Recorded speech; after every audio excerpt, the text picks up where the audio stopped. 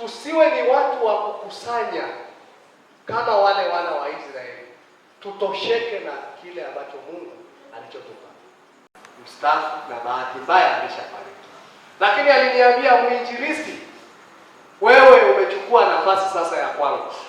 Unapokwenda kule, kokote utakapokwenda, utakuta watu, utakuta na mali zao. Chunga wale watu, chunga na mali zao. Usiwapige wale watu ukachukua mali zao, utapata shida. Na mimi niliondoka nalo. Ndio maana nawaambia nitakuwa mwaminifu. Na huwa nikipeleka kule, huwa nawaambia piga simu. Waambie kule tunashukuru. Mwinjilisti ametuletea 1, 2, 3. Kama nimeficha watasema kimoja hajasema. Lakini huwa wanahakiki, na Masai akikuamini anakuamini kweli kweli. Bwana Yesu asifiwe. Lakini hawakufundishwa kutoa. Sasa sisi tuwafundishe wafanyeje? Watoe. Kwa sababu neema ilianzia kwetu. Na waomba sana watu wa Mungu, tuhubiri Injili. Injili mwinjilisti mwenyewe hawezi kuipeleka. Ataipeleka na wewe ambaye Mungu aliyekuita. Lakini hata hapa nikatoa mfano mwingine. Tunakaa hapa usharikani, maji yanakuwa hakuna huko ndani, soda hakuna huko ndani. Lakini Jumatatu nilipata mgeni, tena mgeni mkubwa wa kiserikali. Mkurugenzi wa halmashauri ya Ruvuma alikuja kunisalimia. Unajua tuna bahati sisi watumishi kwamba tunakuja kusalimiwa na wakurugenzi. Yule baba nimepiga naye story, alafu nikamwambia Mungu akubariki. Hata maji ya kunywa yote niliogopa. Maana baadaye. Sasa tunashukua tena wainjilisti madeni tunakopa.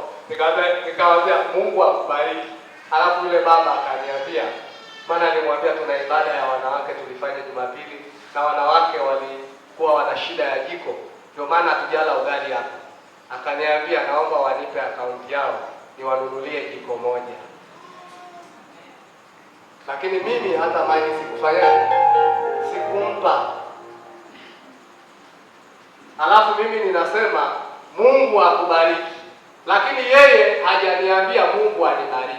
Unaonaje kama angekunywa yale maji? Si angeniambia na mimi Mungu akubariki. Kwa hiyo ni waombe sana.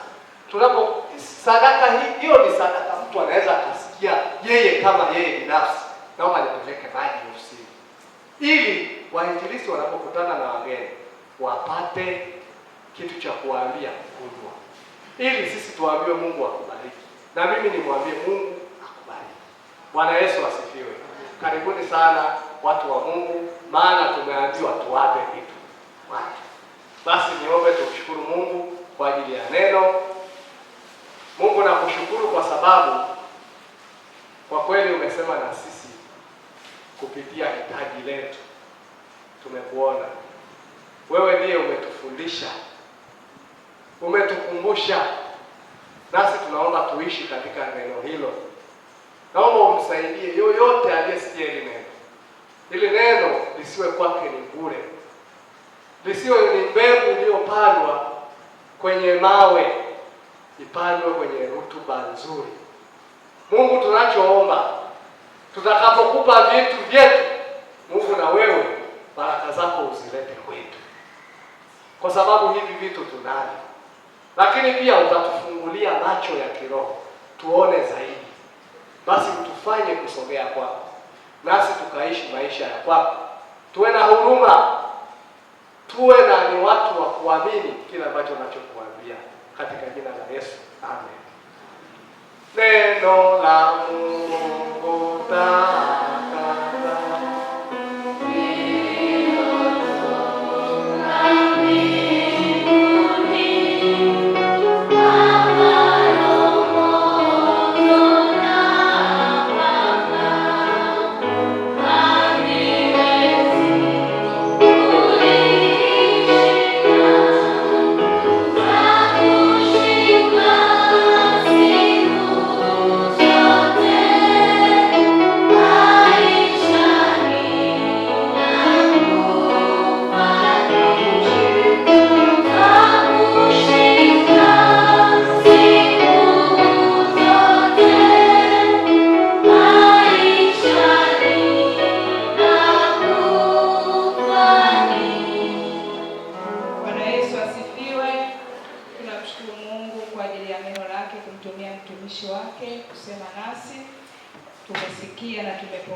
Mungu atusaidie tukayatekeleze ambayo Mungu amesema nasi siku ya leo.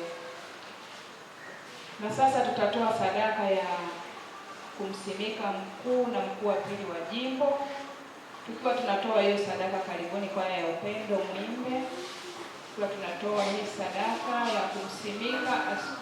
ya kumsimika mkuu wa jimbo na mkuu wa pili wa jimbo, kwaya ya upendo karibuni.